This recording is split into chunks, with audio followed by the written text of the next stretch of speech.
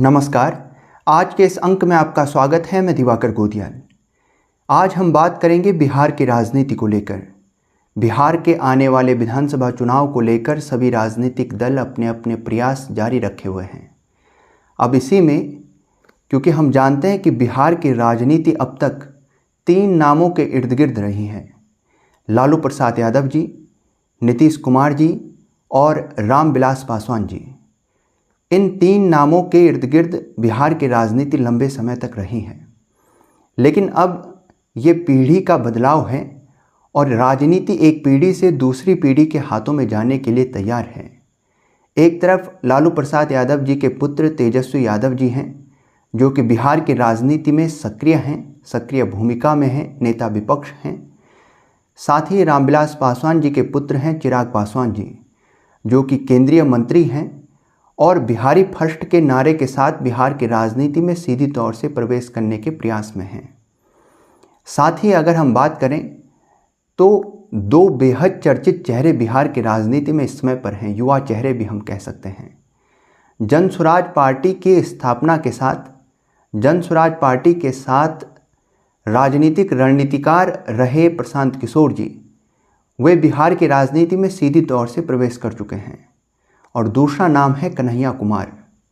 कन्हैया कुमार कांग्रेस के बड़े नेता हैं और बिहार की राजनीति में सीधी तौर से उनकी भी बड़े स्तर पर चर्चा है। चर्चा इसलिए भी है कि हाल फिलहाल में प्रशांत किशोर जी ने, जो जनसुराज पार्टी के बड़े नेता हैं, सबसे बड़े नेता हैं, उन्होंने कन्हैया कुमार की तारीफ करते हुए कहा और इसी में बात को जोड़ा कि कन्हैया कुमार गलत पार्टी में हैं। अब इसके बाद ये कयास लगाए जाने लगे क्या कन्हैया कुमार भी अपनी पार्टी को बदलकर जनसुराज पार्टी में प्रवेश कर जाएंगे और बिहार की राजनीति में प्रत्यक्ष तौर से अपनी भूमिका को स्थायी कर देंगे। लेकिन ये सब बातें जब हो रही थी तो इस समय पर जनसुराज पार्टी के बड़े नेता प्रशांत किशोर जी लगातार आक्षेप कर रहे थे कांग्रेस पर कि उसकी बिहार में स्थिति क्या है, अपना कोई राजनीतिक वजूद बिहार में इस समय पर कांग्रेस का नहीं रहा है। ये बातें वो रख रहे थे। उन्होंने ये भी कहा कि कांग्रेस उतनी ही सीटों पर लड़ेगी या जीत हासिल करेगी जितनी आरजेडी उसके लिए तय कर लेगी, यानी आरजेडी ही पूरी तरह से बिहार में कांग्रेस को नियंत्रित कर रही है या उसके लिए रणनीति तय कर रही है। कुल मिलाकर बिहार में कांग्रेस की स्थिति बेहद कमज़ोर है और उसका अपना कोई अस्तित्व वहाँ नहीं है। इस तरह की बात को रखकर जनसुराज पार्टी के बड़े नेता प्रशांत किशोर जी ने बात को स्पष्ट किया। तो वे कांग्रेस पर सीधी तौर से आक्षेप कर रहे हैं, इसलिए भी क्योंकि कांग्रेस जितनी पीछे होगी जनसुराज पार्टी और अन्य उन दलों को जो अपने आप को बिहार की राजनीति में स्थायी बना रहे हैं, उन्हें उतना अधिक लाभ होगा।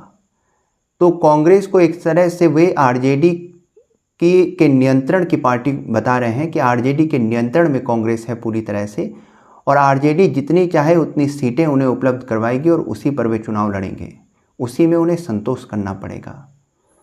अब इस पर जब पूछा गया कन्हैया कुमार जी से, कन्हैया कुमार कांग्रेस के बड़े नेता हैं, उन्होंने कहा कि हाँ, हम इस तरह से इस बात को नहीं देखते। कुल मिलाकर उनका कहना है कि ये उनके विचार हो सकते हैं, हमें फर्स्ट, सेकंड और तीसरा नहीं आना है, बल्कि हम बिहार के जनमानस की आवाज़ उठाने में सबसे पहले नंबर पर रहेंगे। इस तरह से उन्होंने बात को रखा। सवाल ये भी उठता रहा कि कन्हैया कुमार क्या जनसुराज पार्टी में जाएंगे, जिस तरह के कयास लगाए जा रहे हैं। हालांकि इस बात को लेकर कोई भी उनकी तरफ से बात को नहीं रखा गया। निश्चित रूप से यहाँ इस बात को भी समझना होगा, प्रशांत किशोर जिस बात को उठाते रहे और उन्होंने कहा कि किस प्रकार से कांग्रेस के बड़े नेता कन्हैया कुमार को गाड़ी में नहीं चढ़ने दिया गया या मंच पर नहीं आने दिया गया, इसके पीछे कारण क्या है। उनका यही कहना है कि कांग्रेस पूरी तरह से आरजेडी के द्वारा बिहार में नियंत्रित हो रही है और आरजेडी के लोग नहीं चाहते हैं कि बिहार की राजनीति में कन्हैया कुमार सक्रिय हों, क्योंकि आरजेडी के नेता ये मानते हैं कि कन्हैया कुमार उन्हें चुनौती दे सकते हैं। तो वे नहीं चाहते हैं कि बिहार की राजनीति में कन्हैया कुमार का प्रवेश हो, कांग्रेस उन्हें बिहार की राजनीति में उपयोग करे। इस तरह से प्रशांत किशोर कांग्रेस पर आरोप लगाते हैं कि कांग्रेस पूरी तरह से बिहार में आरजेडी के द्वारा नियंत्रित पार्टी रह गई है और उसका कोई अपना अस्तित्व नहीं है। तो ये कुल मिलाकर उनका विश्लेषण था। आपकी इसमें क्या राय है? क्या बिहार की राजनीति में कांग्रेस की स्थिति वास्तव में अपने अस्तित्व को तलाश रही है, अपने अस्तित्व को बचाने की लड़ाई पर है, या कांग्रेस अब भी बिहार की राजनीति में प्रासंगिक है और आने वाले विधानसभा चुनाव में पूरी तरह से अपने आप को और अपनी शक्ति को प्रस्तुत करने वाली है? इस संदर्भ में आपकी क्या राय है, क्या विचार हैं? कमेंट बॉक्स में लिखिएगा। यदि वीडियो पसंद आए तो लाइक कीजिएगा, शेयर कीजिएगा, हमारे चैनल को सब्सक्राइब कीजिएगा।